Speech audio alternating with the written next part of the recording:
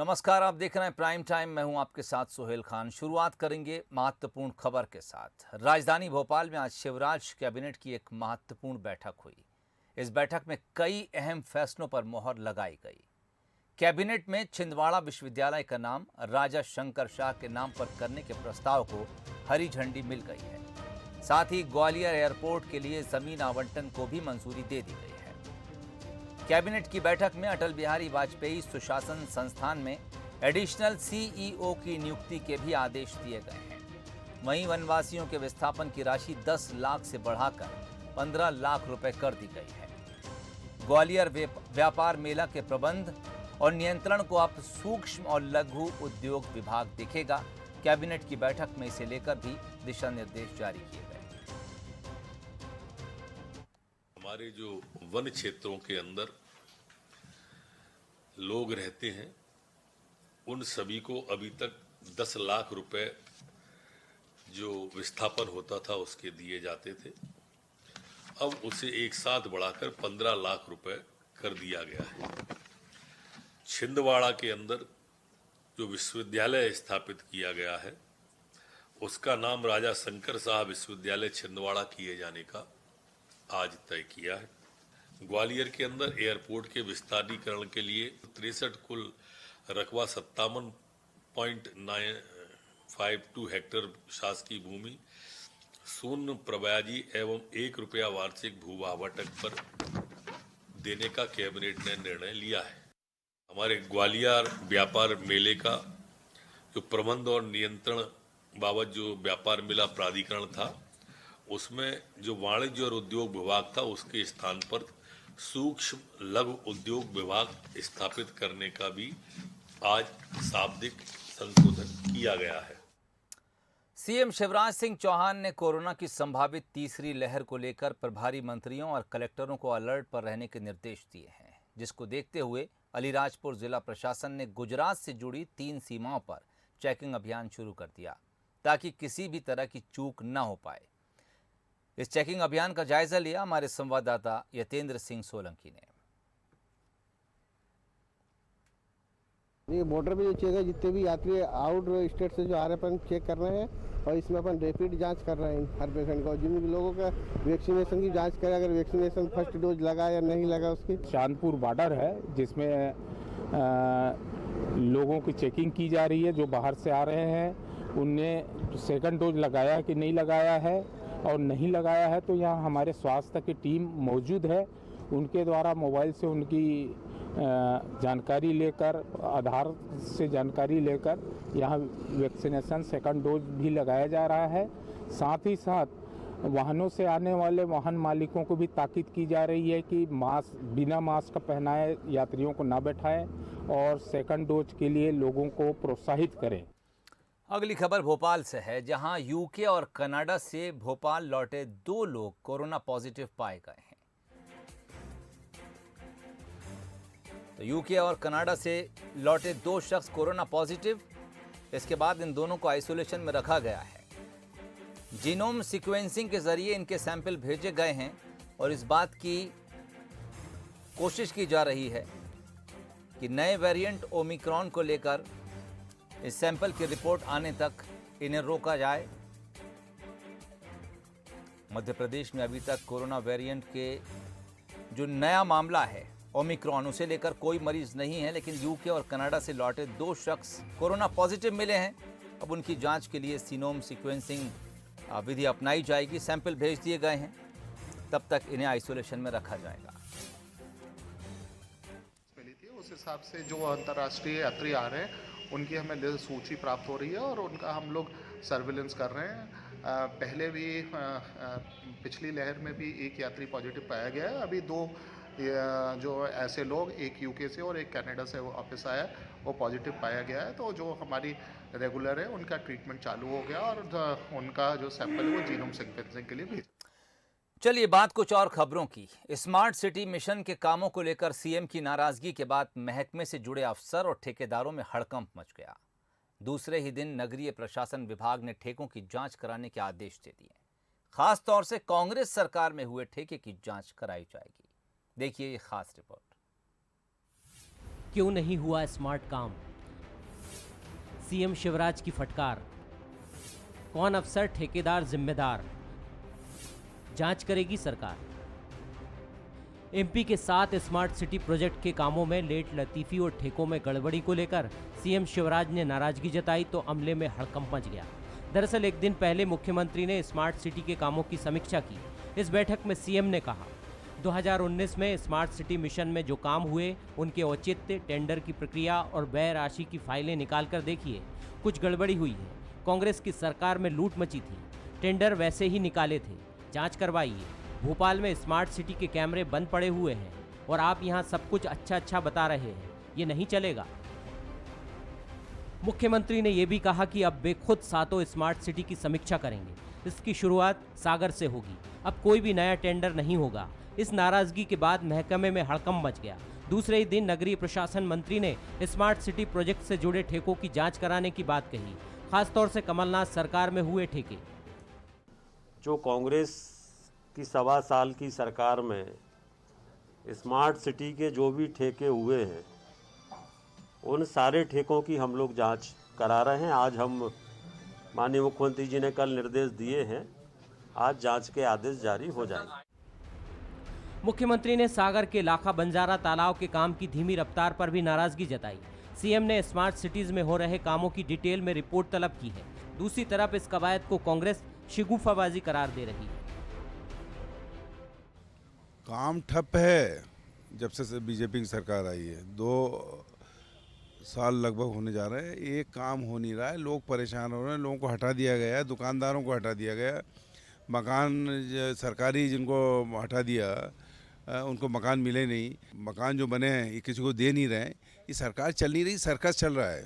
इनको कोई आइडिया नहीं, रोज एक नया सगुफा छोड़ देते हैं। कांग्रेस के आरोप अपनी जगह है, लेकिन केंद्र सरकार के ड्रीम प्रोजेक्ट के तहत देश के 100 स्मार्ट शहरों में 2.5 लाख करोड़ से ज्यादा की लागत के 5151 प्रोजेक्ट को इम्प्लीमेंट किया जा रहा है, जिसमें मध्य प्रदेश के 7 शहर भोपाल, इंदौर, जबलपुर, उज्जैन, ग्वालियर, सागर और सतना भी शामिल हैं। और मिशन के तहत एमपी में करीब 6600 करोड़ की करीब 587 योजनाओं पर काम चल रहा है, जिसमें ठोस अपशिष्ट प्रबंधन, जल प्रदाय, फ्लाईओवर, ब्रिज, उद्यान, खेल परिसर, पुरातत्व धरोहर का संरक्षण, पार्किंग समेत कई विकास के काम हो रहे हैं।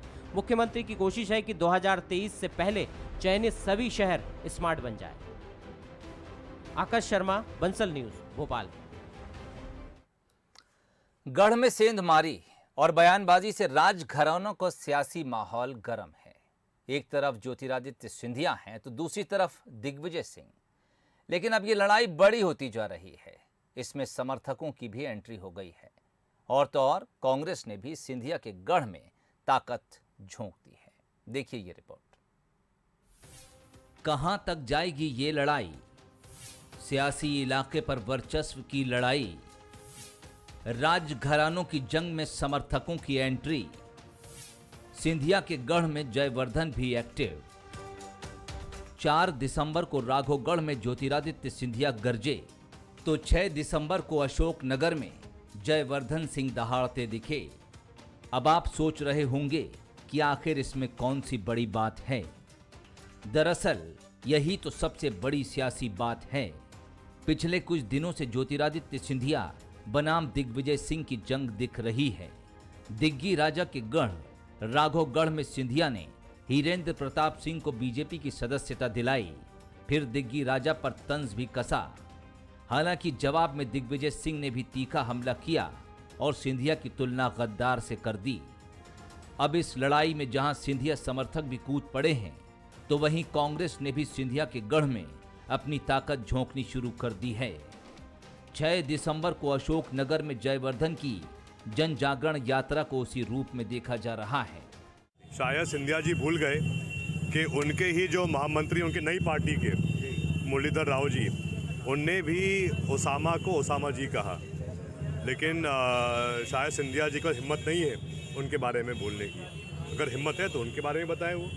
दूसरा, ये वही सिंधिया जी हैं जो 2 साल पहले तक शिवराज सिंह जी के बारे में कहते थे कि शिवराज सिंह जी आपके हाथों पर तो किसानों का खून है। अब ये सब बातें भूल गए। सौदा बड़ा हुआ है तो बातें नई नई हो रही हैं आजकल। वैसे सिंधिया पर तीखे हमले के बाद उनके समर्थक मंत्री भी अब मैदान संभालते नजर आ रहे हैं। हालांकि इस बयान का भी स्तर वैसा ही है जैसी दिग्गी की भाषा थी कि आदरणीय दिग्विजय सिंह जी के पिताजी बलभद्र सिंह जी ने अपने वंश और अंग्रेजों की भक्ति का वर्णन करते हुए एक पत्र 16 सितंबर 1943 को लिखा था कि मेरे पूर्वजों द्वारा 1789 में ब्रिटिश सरकार को भरपूर सेवाएं प्रदान की हैं। मेरे पिताजी ने भी आपको अपनी निजी सेवाएं प्रदान की हैं। पिछले युद्ध के समय ब्रिटिश सरकार को राजगढ़ से अपनी भरपूर सेवाएं प्रदान की हैं। ये मैं नहीं कह रहा, उनके पिताजी कह रहे हैं। ज्योतिरादित्य सिंधिया और दिग्विजय सिंह के बीच सियासी अदावत का नया चैप्टर तभी से शुरू हो गया था जब कांग्रेस से सिंधिया अलग होकर बीजेपी में मिल गए थे और कमलनाथ सरकार गिर गई थी। किंग का सियासी इलाका तो वही रहा, लेकिन कुनबा बदल गया। अब ऐसे में इलाके की जंग भला कैसे रुकेगी? राजा और महाराजा दोनों गढ़ का विस्तार चाहते हैं। सिंधिया राघोगढ़ चाहते हैं, दिग्विजय ग्वालियर गुना लोकसभा में अपनी पैठ चाहते हैं। और इसमें जयवर्धन सिंह की सक्रियता, दिग्गजों की बयानबाजी से माहौल टाइट हो गया है। सवाल ये भी है कि इसका दूरगामी असर क्या होगा। Bureau report, Bansal news. इधर बीजेपी में ये महत्वपूर्ण बैठक हुई, उधर कांग्रेस के लिहाज से पीसीसी अध्यक्ष मोहन मरकाम ने एक बड़ा बयान दिया। ये बयान भी निकाय चुनाव में बागी प्रत्याशियों को लेकर था। पीसीसी अध्यक्ष मोहन मरकाम ने कहा कि ज्यादातर प्रत्याशियों ने नाम वापस ले लिए हैं। उनका इशारा बागी प्रत्याशियों की तरफ था। उन्होंने ये भी कहा कि जो बचे हैं वो भी 20 तारीख तक मना लिए जाएंगे। इसके अलावा उन्होंने ये भी कहा कि जो नहीं मानेंगे उनके लिए पार्टी के पास और भी विकल्प खुले हैं। क्या कुछ कहा, सुनिए।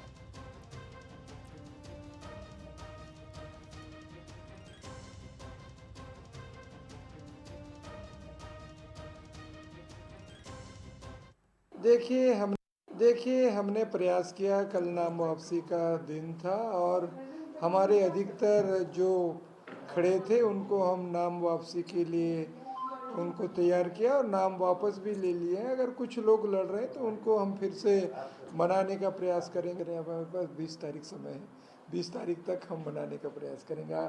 आखिरी समय तक हम उनको मनाने का प्रयास करेंगे। हम माननीय भूपेश बघेल सरकार की उपलब्धियों, योजनाओं को लेकर जनता के बीच में जा रहे हैं और सत्ता और संगठन तालमेल के साथ चुनाव लड़ रहे हैं और हम अच्छा प्रदर्शन करेंगे, ऐसा मुझे लगता है।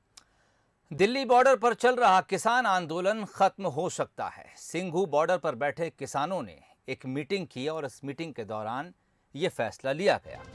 संगठन की बैठक में संयुक्त किसान मोर्चा की तरफ से कल फिर बैठक बुलाई गई है। हालांकि संगठन से जुड़े लोगों का कहना है कि अभी आंदोलन वापसी को लेकर कोई फैसला नहीं हुआ है। किसानों की मांग है कि सरकार केस वापसी को लेकर कोई ठोस आश्वासन दे, जबकि सरकार ने आंदोलन वापसी के बाद किसानों पर दर्ज केस वापस लेने की बात कही है। किसान नेता हरिंदर सिंह लखोवाल ने कहा कि किसान आंदोलन पर आज ही घोषणा की तैयारी थी, लेकिन सरकार ने बीच में पेंच फंसा दिया। अगर सरकार संशोधित प्रस्ताव भेजेगी तो आंदोलन पर फैसला हो जाएगा।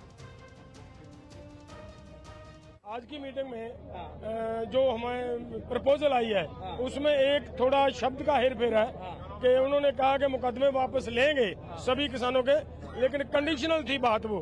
और ये हमारे लिए ये इधर किसानों का ये था कि कंडीशन नहीं होनी चाहिए। तो वापसी पे क्या अभी फिलहाल कोई डिसीजन हुआ? नहीं, अभी कोई डिसीजन नहीं है। कल बैठ के फिर कल कितने बजे मीटिंग है? कल 1 बजे का भी 2 बजे बैठ के।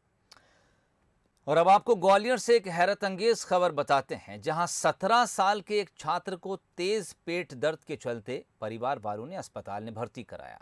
डॉक्टरों ने छात्र का अल्ट्रासाउंड किया तो उनके पैरों तले भी जमीन खसक गई। दरअसल इस छात्र के पेट में 1-2 नहीं, लोहे की पूरी 27 कीलें थीं और वो भी 3-3 इंच लंबी। इन कीलों को निगलने के बाद छात्र आखिर कैसे जिंदा था, डॉक्टर भी हैरान हैं। इसके बाद डॉक्टरों की टीम ने ऑपरेशन का फैसला लिया। 2.5 घंटे लंबा ऑपरेशन हुआ और पेट से 27 कीलें निकाली गईं। ऑपरेशन करने वाले डॉक्टर का कहना है कि ग्वालियर में यह अपने तरीके का पहला और अनोखा केस है। छात्र 27 कीलें कैसे खा गया या उसके पेट में कहां से आई, ये रहस्य अभी भी बरकरार है। कीलें 27 निकली थी और अज्ञानतावश बिजली की कमी की वजह से खाने में वो किसी प्रकार उसने खाने के साथ खा गया, जो कि मरीज ने बताया है। किस तरीके की दिक्कत हो रही थी उसे? उसके बाद पेट में दर्द हुआ। हाँ, फिर कैसे क्या करा? पेट में दर्द हुआ, उसका तो किसी निजी अस्पताल में भर्ती रहा 10 दिन। उन्होंने कहा कि हालत ख़राब है, ऑपरेशन हम लोग नहीं कर सकते, आप किसी दूसरी जगह ले जाइए। तो मेरे पास आए, मैंने उसका ऑपरेशन किया। चलिए एक और खबर सिस्टम से जुड़ी है और चौंकाती है। खबर गाडरवारा के कठौतिया गांव से है, जहां 80 साल के एक बुजुर्ग श्यामलाल ठाकुर को सरकारी दस्तावेजों में मरा हुआ घोषित कर दिया गया। अब श्याम ठाकुर किसी भी सरकारी योजना का फायदा नहीं उठा पा रहे हैं क्योंकि सरकारी फाइलों में वो मर चुके हैं। लेकिन अब खुद को जिंदा करने की जिम्मेदारी भी इसी बुजुर्ग पर है। तो श्यामलाल ठाकुर अपने डंडे के सहारे अधिकारियों और उनके दफ्तरों के चक्कर लगा रहे हैं। ये पूरा मामला एसडीएम सृष्टि देशमुख के सामने आने पर एसडीएम ने संबंधित अधिकारियों को दस्तावेज सुधारने के निर्देश तो दे दिए हैं, लेकिन ये कब तक हो पाएगा, इसके लिए श्यामलाल को अभी इंतजार करना होगा। आए थे पेंशन के संबंध में। हाँ। पेंशन हमको मिलती थी। हाँ। करीब 10-12 साल मिली, इसके बाद 3 साल हो गया मिलती है। अब क्या मानो, मृत्यु घोषित कर दिया, बताती मृत घोषित कर दिया? जी हाँ। किसने? अब वो सचिव है मनी राम करके। अच्छा। 2 इश्यूज फंस रहे हैं। एक तो उनको वृद्धा पेंशन नहीं मिलने का और उनके समग्र आईडी में स्वर्गीय या फिर लेट प्रविष्टि होने का बताया गया। चलिए अब आपको देपालपुर लिए चलते हैं, जहां के आगरा गांव में बना सरकारी स्कूल सुर्खियों में है। स्कूल 1 करोड़ 75 लाख रुपए की लागत से बनाया गया। तमाम सुविधाएं हैं, आधुनिक व्यवस्थाएं हैं, लेकिन इस स्कूल आने से छात्राएं डरती हैं। क्या है उनके डर की वजह, देखिए।